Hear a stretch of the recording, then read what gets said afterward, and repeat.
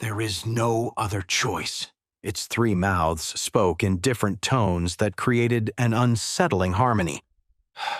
Complete fusion. A shiver ran through the other abyssals, their corrupted flesh rippling with either fear or anticipation. We need two people's mana, and if we fail, one began, its tentacles writhing with nervous energy. We've already failed, the leader cut in sharply. At least this way we'll have a chance. We must reach that cave. Zhao emerged from his invisible state for a moment, launching more feathers that nearly eliminated the tentacled one. The silver projectiles sliced through corrupted flesh with surgical precision. The four beings began to flee. While Run maintained the illusion with his mushrooms, the calcium snail remained defending the group of students. His beast manifested across his body, created whitish barriers that stopped the occasional attacks that slipped through the other auxiliaries' defense. "Keep calm," he ordered when a stream of purple acid splashed against his barrier, generating an intense reaction that made the protective surface sizzle ominously. Klein's group stayed organized, their manifested beasts ready to support if necessary. Feng and Aster flanked their leader with practiced coordination, while Jin's group, still resentful about being dragged into the shelter, at least had the common sense to remain behind the protections that all those capable of defense had created. Another attack, this time a fireball that bounced off the Boar Auxiliary's defense and headed toward the hole. The calcium barrier rose just in time, its surface hardening to deflect the corrupted flames. "Professor," Klein called out, his golden lion manifesting more fully, "we can help the other auxiliaries." "Maintain your position," the snail master reinforced another section of the barrier, his determination unwavering. "Your job is to survive." From the center of the hole, Run maintained his concentration with iron discipline. The mushrooms in his hair shone with an intense white glow, reflecting off the mirror mantis plates, while Taro and Min manipulated the skinless Shadow Stalker body above them. "A little more to the left," Ren whispered, adjusting the light angle with precise control. "We need it to look like it's floating more naturally." Taro struggled to keep the weaver threads taut. "It's harder than it looks," he grunted, sweat beading on his forehead. "Move it like this." Min took control of the improvised puppet with more fluid movements. A cry of pain drew their attention, cutting through the tense atmosphere.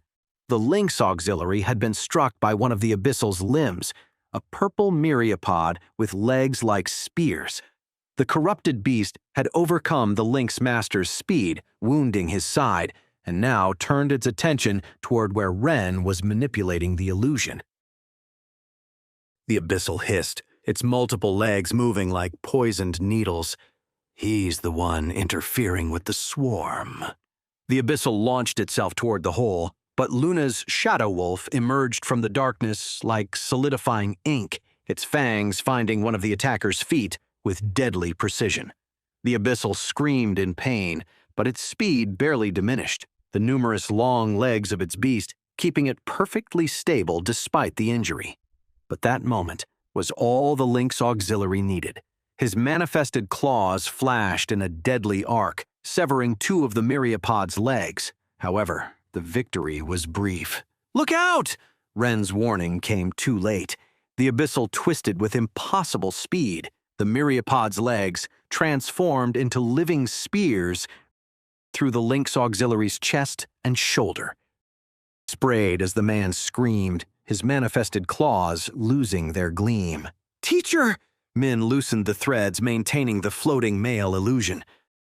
Shadow Stalker's body wobbled dangerously. Taro cursed, trying to compensate, but his movements were clumsy and abrupt under the pressure. "No, the threads! I can't!" Taro's hands shook while he fought for control. "It's too complicated!" Meanwhile, Luna's shadow wolf continued its assault with relentless precision. It appeared from one shadow to bite a leg, disappeared before the counterattack landed, emerged from another angle to tear purple. A deadly dance of appearances and disappearances that kept the abyssal occupied, preventing it from finishing off the lynx auxiliary's life. "Min!" Ren shouted while helping Taro and maintaining his mushroom's glow. I need you to help the teacher. Taro can maintain the illusion alone. Listen to me. Ren didn't take his eyes off the mantis plates reflecting his light. Your snake can direct mana to heal. It's one of its innate abilities. You need to make it flow in a spiral, from outside to center. Now, he urged. The teacher will die if you don't close those wounds. Min nodded, his water snake manifesting as he sent it to the injured auxiliary. The mana began flowing following the pattern Ren had shown. Luna remained focused, her eyes following every movement while directing her beast in this lethal dance of hit and run tactics. Taro let out a grunt of effort.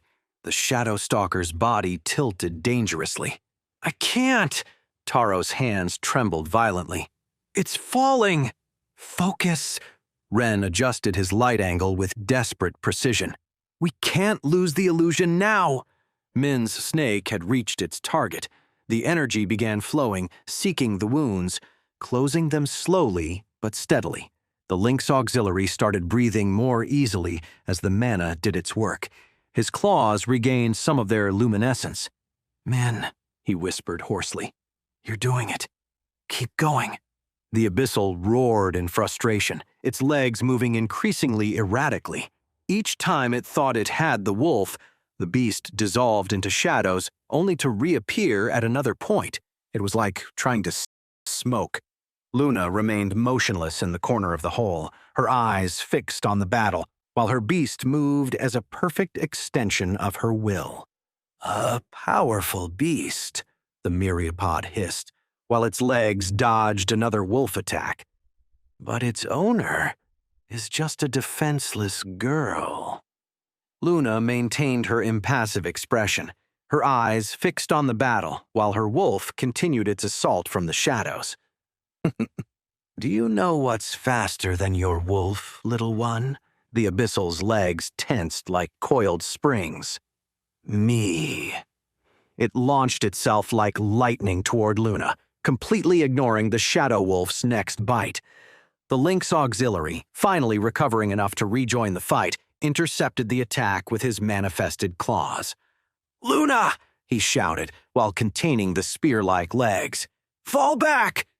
But the myriapod twisted in an impossible way, its rear legs propelling it over the auxiliary.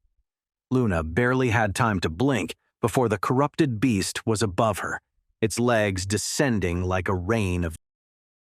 Too slow, the abyssal roared. Wait, that's not the end. You've just had a free taste.